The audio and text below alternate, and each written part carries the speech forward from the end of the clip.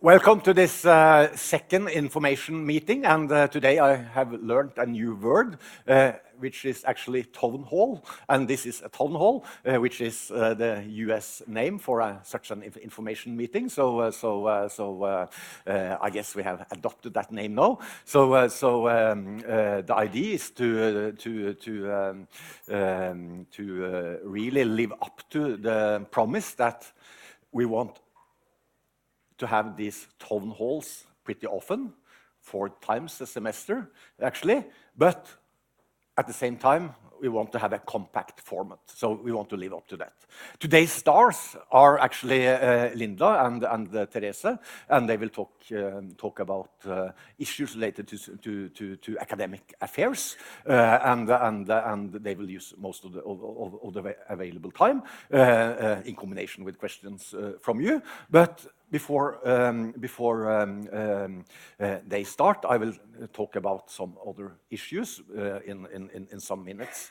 First of all, when we move forward, and we will have more information meetings, we will, of course, bring in representatives from the departments, from the different administrative departments, and so on. So it's not only the management group that will talk, but today, you know, we are still mostly from the management group.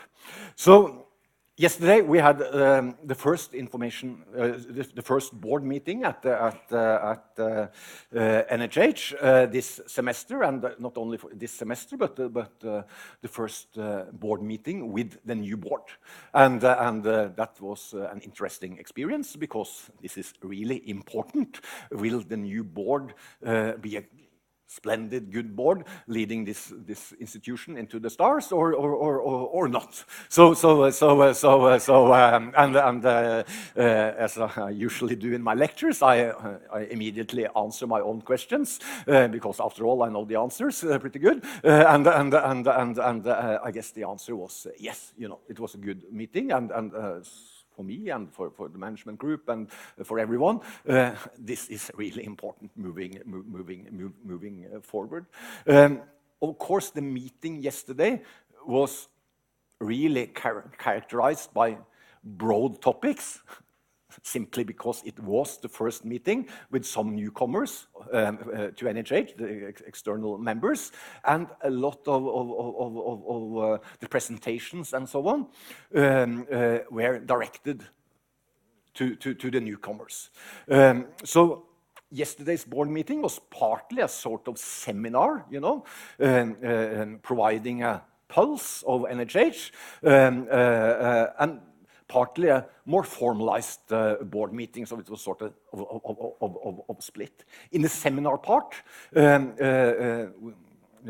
we gave a sort of introduction to NHH, not in terms of all kinds of facts, but in terms of where we stand, the new organization models, our ideas, visions, the future, everything that you have heard before, for example, in the last, in the first town hall this semester. So I will not repeat anything of that, but that was the starting point also from the board. Then we talked about NHH brand identity, perceptions in various target groups. Of course, this is related to issues related to recruitment of students and so on, but also to the broader perceptions in the business community, which are really important for NHH going forward. And Kristin in the communication department of NHH gave that talk.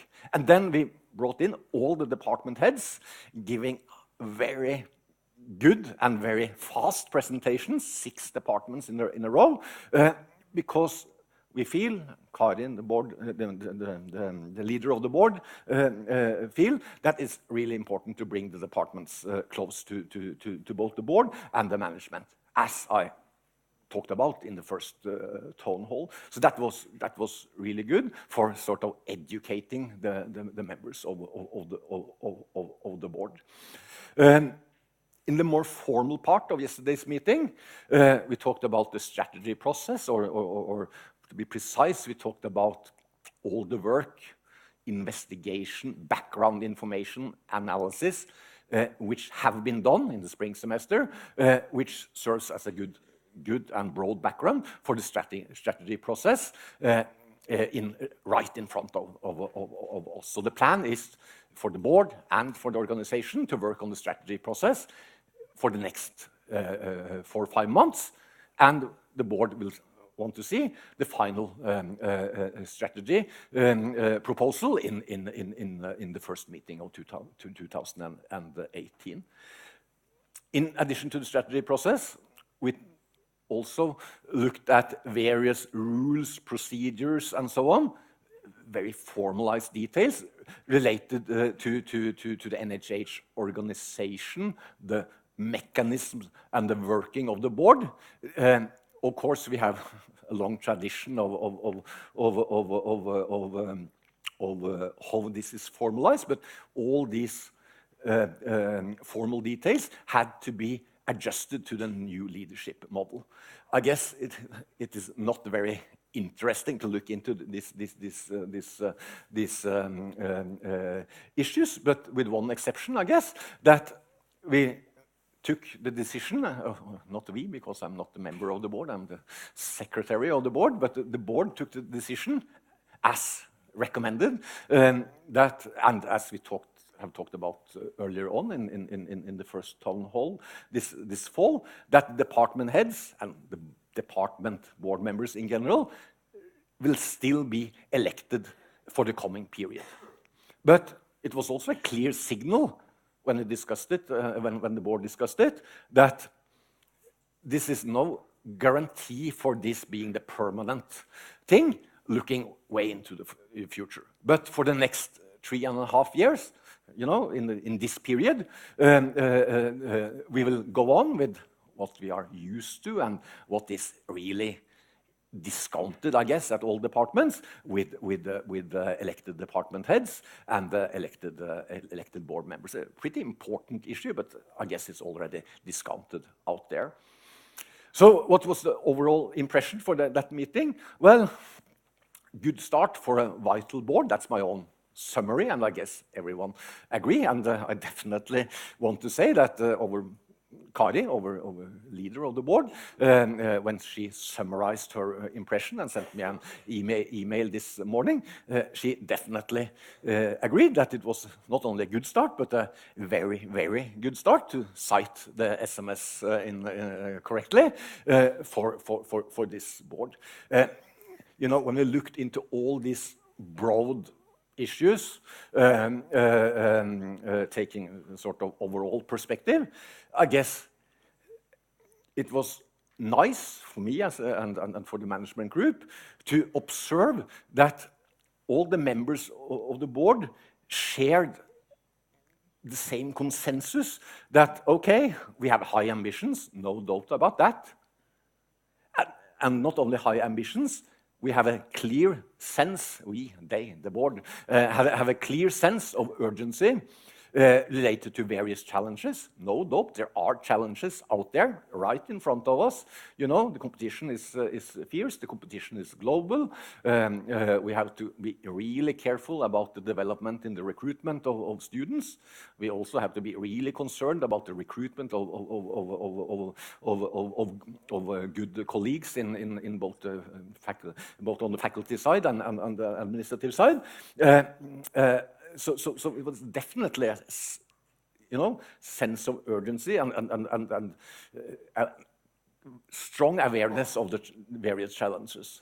But of course, I want to add, they also shared a pretty optimistic view on the potential of NHH. Maybe it was all the presentations from the department that led to this pretty optimistic mode in the meeting, but I think it's definitely 100% true that they shared an optimistic view on the potential of NHH. So I will not go into the, you know, the details of these discussions because they were on a sort of very overall level, but that was the sort of summary of pretty intense day from 9 o'clock in the morning to late in the afternoon. Okay, so let's move on to today's stars. We will spend most of the times on academic affairs. Linda and Therese are the vice rectors responsible for this really important part of NHH. Please.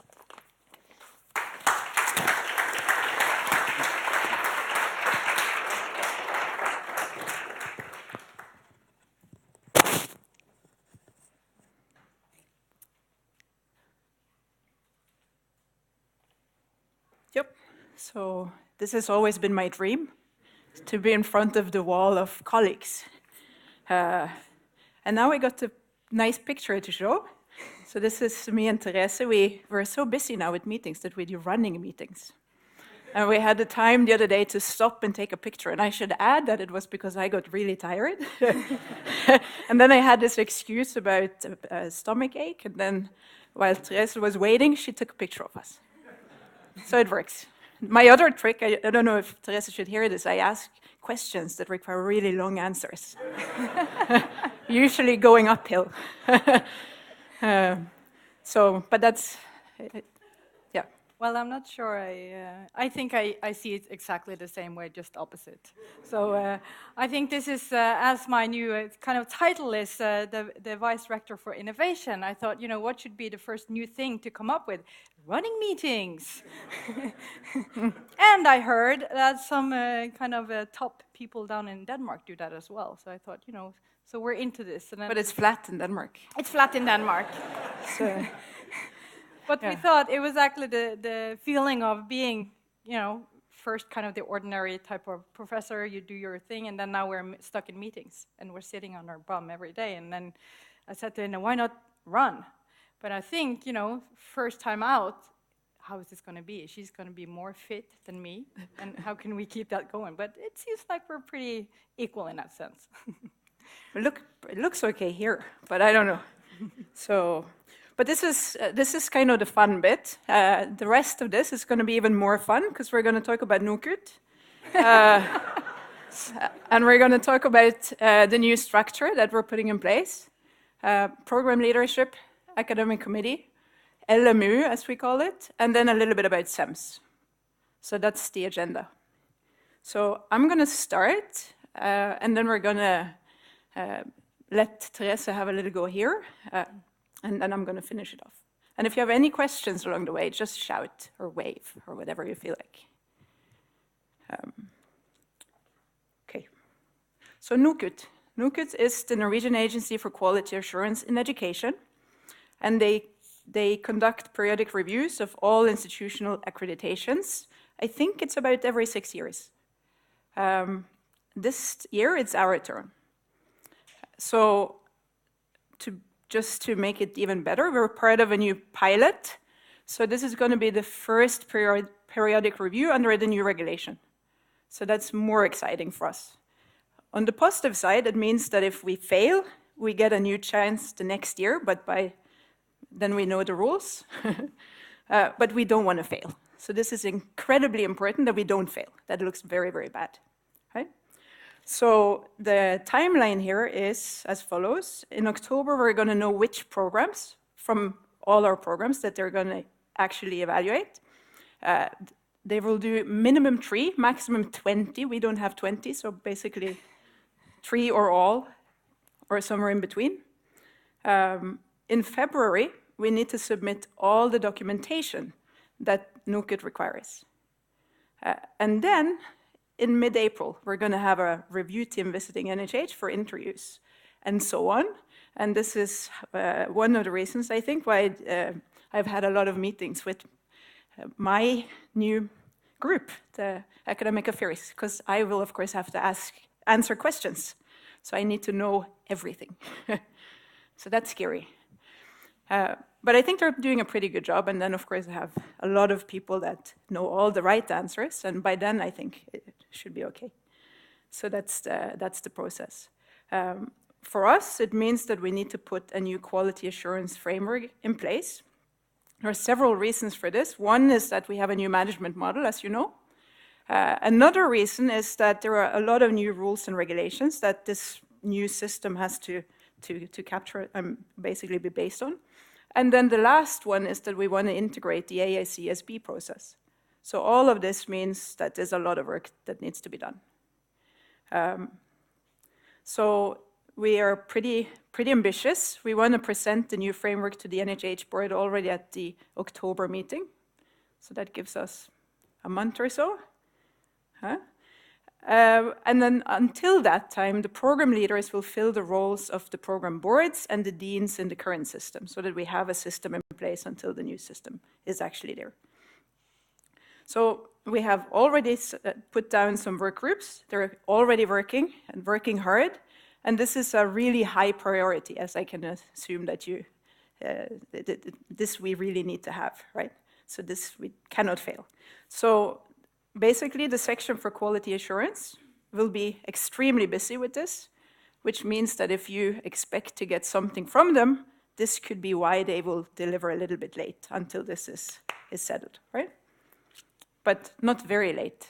And there are only a few things that they may have to push a little bit back, just so that we make sure that we got this covered, right? So, I think that was all I had on NOKUT. I'm just going to jump to the next one. This is the new academic committee, at least until January. So I think you all recognize the faces, but we have me up in the left corner. Then we have all the teaching coordinators from the different departments.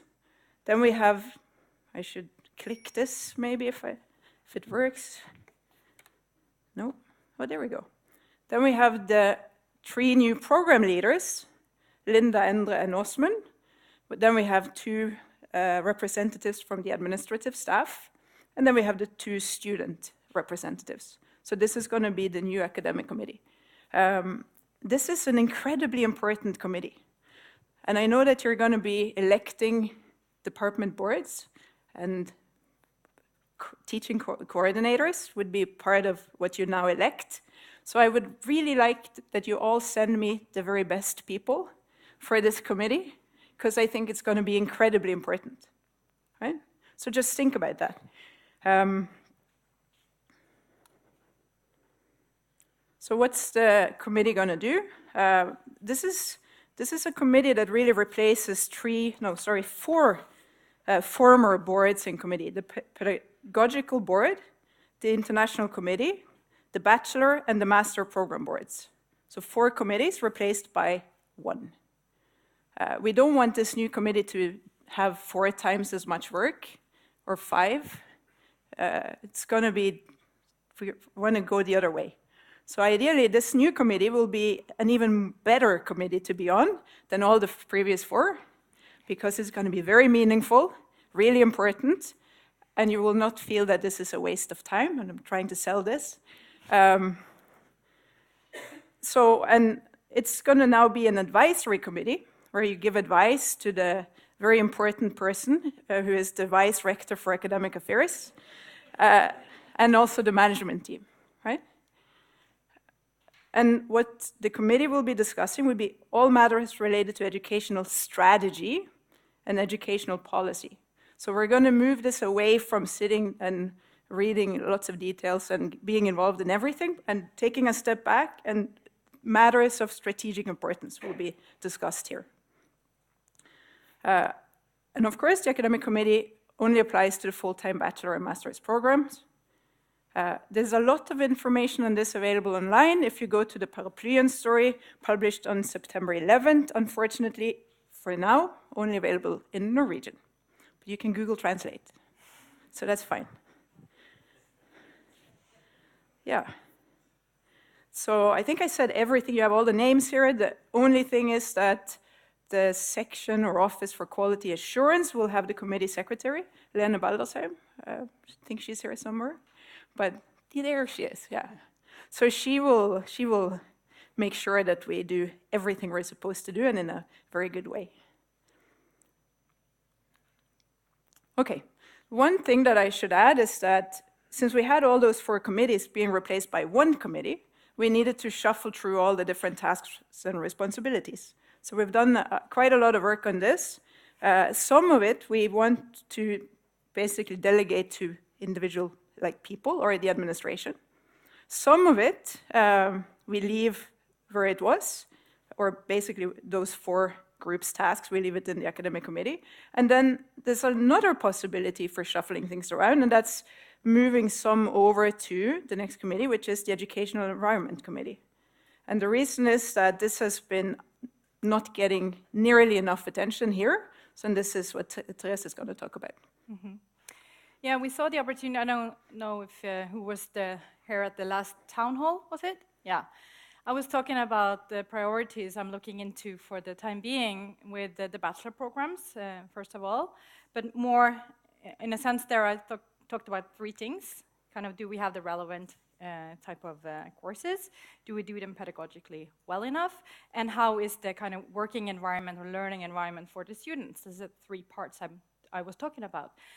And then we want to put this learning psychosocial type of environment into that pot with the Educational Environment Committee. Because this is a committee where, normally they talked about more about the physical type of environment for the students. So we want to more broaden that and then use this committee to work on that one very important part of our students' learning and psychosocial type of environment. And with that, so we kind of, what you're saying, Linda, we top the team in a sense. So I'm part of it, and then we will have Linda Overdahl, because as we see from the program leaders' perspective, the bachelor programs where we see that the students maybe have some struggles with pressure and grades and all those things, and maybe some even stop their studies because of this. So we want to do something about that. So Linda is part of it. And then we will have 2 administrative representatives, Inga Dagestad and Jorunn Gunderud. And those are really in contact with what happens among the students, which we think is really nice.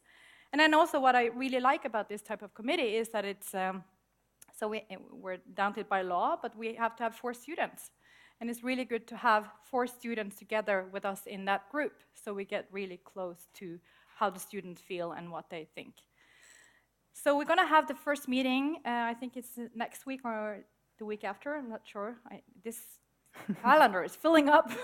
It's hard to stick by it. But we'll have Brikt Ove, he will be the committee secretary. He is now on leave of absence. And then we will have... He's there. On Monday he's leaving, so he's still here. But then we'll have Linnea, will be the secretary when he's away. So we really want to use this opportunity. Did you hit the smart board? The not so smart board, I usually call it. So we want to see what we can do about this that is good for the student and us.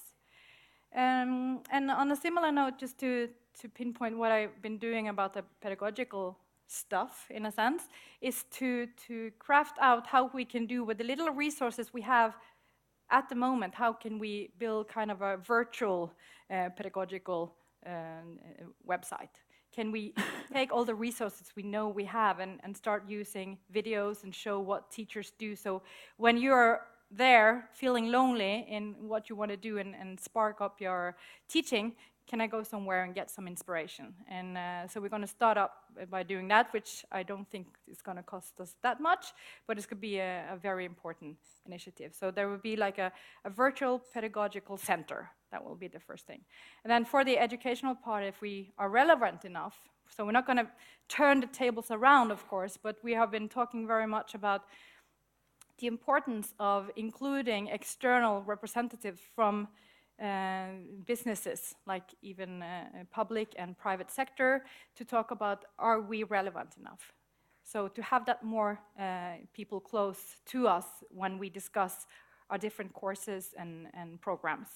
So we're going to start doing that also this fall. Yeah. Yeah. So this is speed, right? At least we're doing well in that sense. SEMS.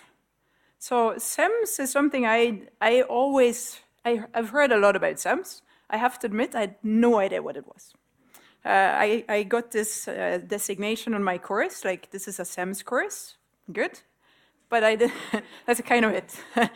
now I had the chance to learn much more about it. It actually started before I got this job in spring when I was traveling to St. John's with a group of, I would say, fabulous NHH students for a week. And half of them, I think, were SEM students, and they were extremely excited about SEMs.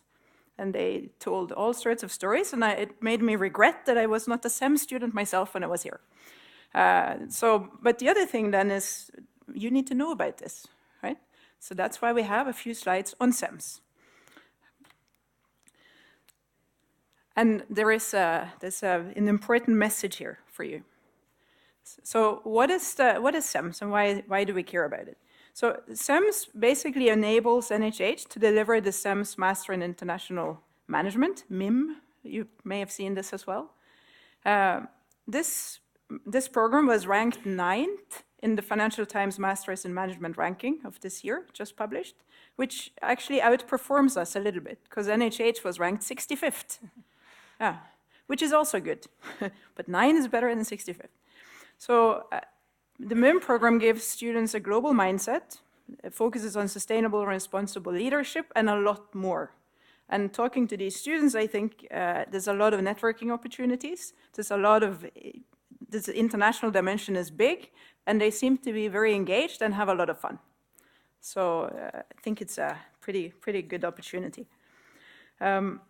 It gives us a competitive advantage because there could only be one academic member per country.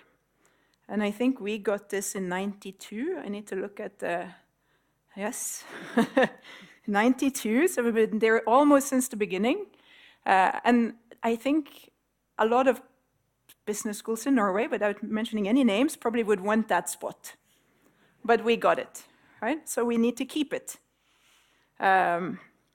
It's a great networking arena for us. There are 31 business schools, 72 corporate partners, 6 NGOs. So this means that if we want to know something about a school somewhere, and maybe we want to set up some kind of collaboration, then we have the network to draw on. And there's a lot of information that we can tap into, and we use this. For example, it also ensures industry relevance in the education. There is a strong involvement of corporate and social partners in the classroom, and it strengthens the corporate and research collaboration, learning from the best, which is something we also like to say. So going over to the SEMS Master of International Management at NHH, if our students enroll in the SEMS program, they get 2 degrees. They get their regular NHH master degree, and then as a minor, they get the SEMS MIM. And then you see the structure of this here.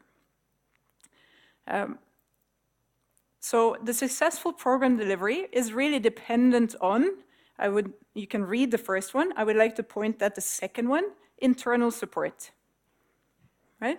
So we really need NHH faculty and staff to be behind this and to push for this. And this is why I wanted to talk about it, because I assume that maybe I'm not so special. Maybe I'm not the only one who don't know how amazing this is. And maybe if you know a little bit more, we can all push together and maybe we get even better at this. So here is the challenge. SEMS member schools are required to recruit at least 2 corporate partners. Currently at NHH, we have Statkraft and Statoil. And we're very happy to have Statkraft and Statoil, although some people said that maybe we should look for a third one without Stat at the beginning of the name. I didn't say that. If you're a corporate partner, you have to pay an annual membership fee of 25,000 euros, which sounds like a lot, but it's not so much. If you ask the companies that come to present to our students here, they pay almost as much, right, for one visit.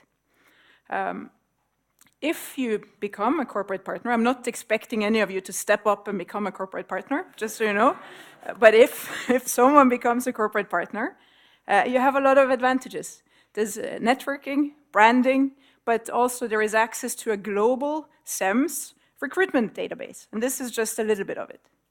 So this should be an attractive thing to sell. And we need new or more corporate partners, because we have 2, and that's the minimum. If we lose one, we have 1, and then we're below the bar. And all of you, you walk around, you travel all over the place, and you meet people all the time. You should know about SEMS, and you need to drop this into your conversations so that we can come back and recruit more SEMS corporate partners, because it benefits all of us. That's basically it. We get better students, we get more students, our students get better possibilities and opportunities, so this is only good, as far as I know. Maybe I've spent too much time with certain people here, but it sounds all good. So what you can do, learn more about SEMS, learn more about the Master of International Management program. There is a link here. You can easily find it on our website. There's also a SEMS website with even more information. And then talk about SEMS when you meet people, to raise awareness, and also maybe to introduce SEMS to companies, people in your network, so that they can get this added value collaboration. And then if you have any ideas, contacts, companies that you know of that could fit, then you can contact our two SEMS people. We have Torchel. I don't know if Torchel is here. He's away. But Maria is here, because I saw her there. So email them, go to their offices, whatever. Just put them in touch with these guys, because we can contact companies, but it is not the same. We need to have a way in, and preferably at higher level, right?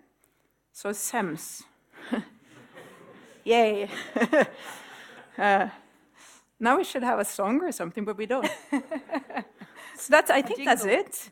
Oh, selected events. That's...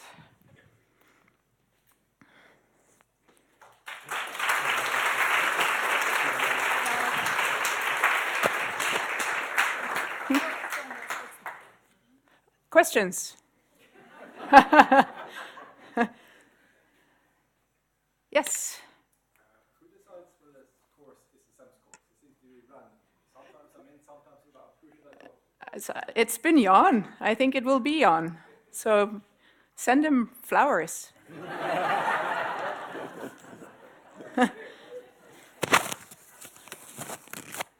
More questions?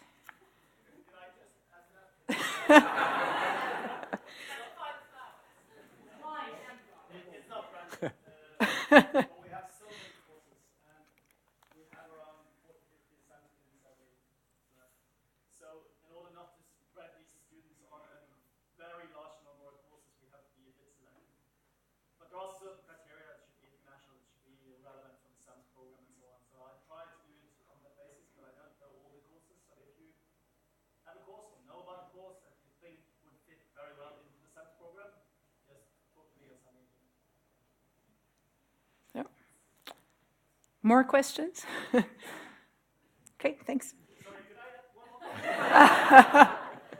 You gave a fantastic presentation on SEMS, but for those of you who have been around for a while, you may think of this as a European network. It isn't anymore. It's a global network. We globalized SEMS 10 years ago. So we now have members from all parts of the world. Actually, this year the annual event is going to be in Sydney, first time outside Europe, so it's really a global network. Okay, let's turn to some major events at NHH coming up pretty soon.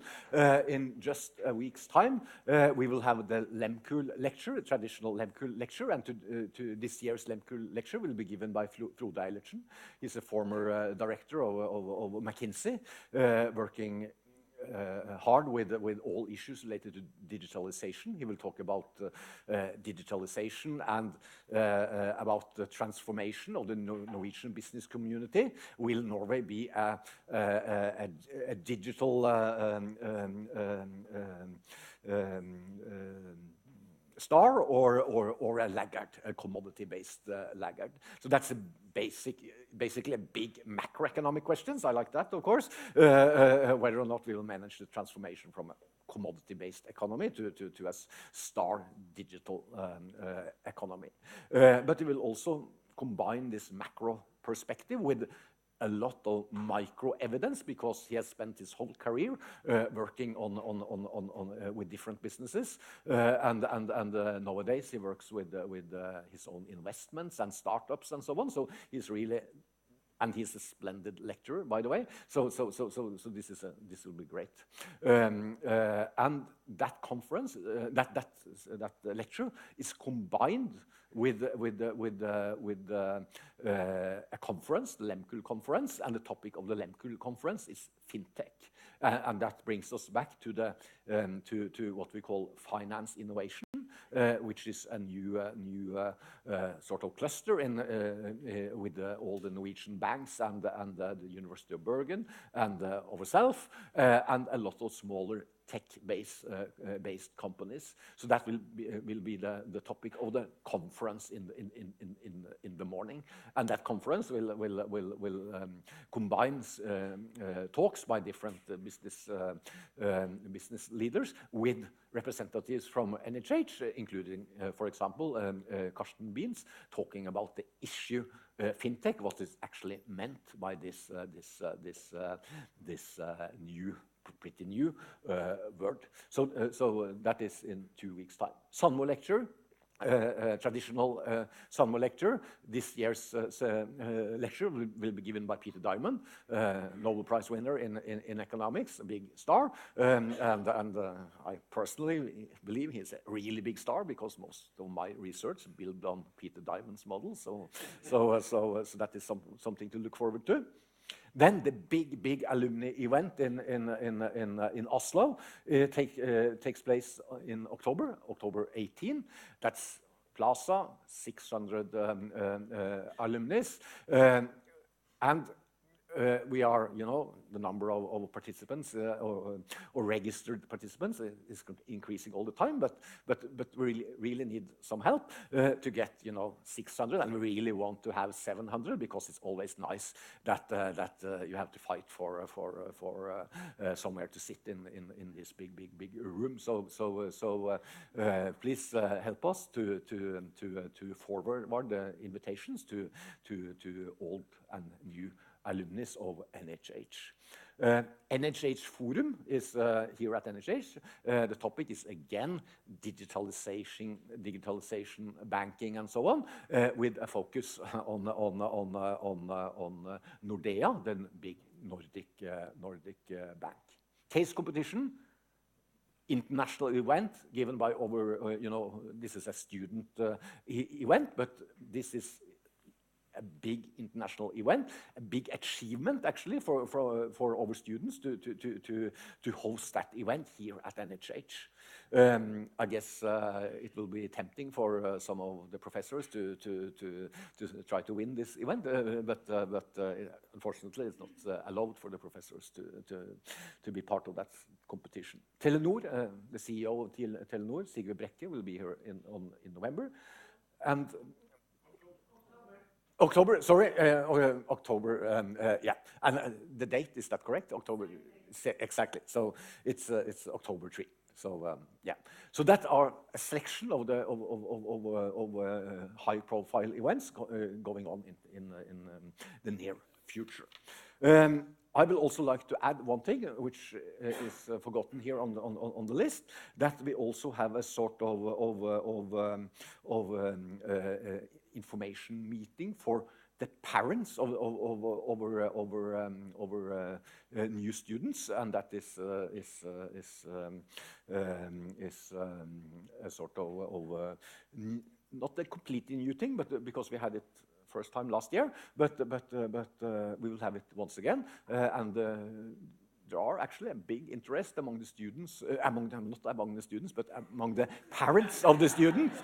Probably not among the students, but definitely for the parents of the students to come here and visit NHH and to have a program. So that's another thing. I also want to mention a sort of a nice observation. These days, if you go around and look at all the auditorium, suddenly we have got new names on some of the auditoriums. And what is that? The new management group have not actually thought much about the names of the auditoriums. So suddenly we see a lot of posters naming the different auditoriums. And then we have looked into the matter and done some undercover investigations. And it turns out that there are some students that want to, give a message. I think the messages are pretty good, we have heard the messages, we have taken the messages. And if we, at some point of time, want to think hard about naming the auditorium, then we have some messages on some suggestions on our list. So the message is taken, but actually we have not done some formal work on naming the auditoriums, if someone believed that. Yeah, that was it. But no, not completely.